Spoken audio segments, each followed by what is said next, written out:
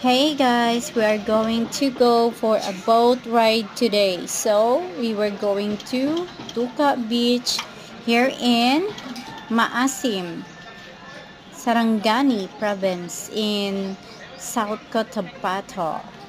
So, we are waiting at the moment sa aming boat, and if the boat is already arrived, we're about and ready to go.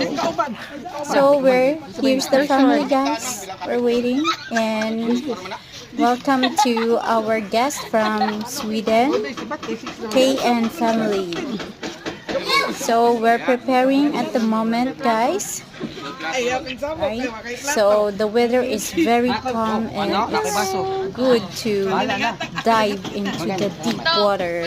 See ya!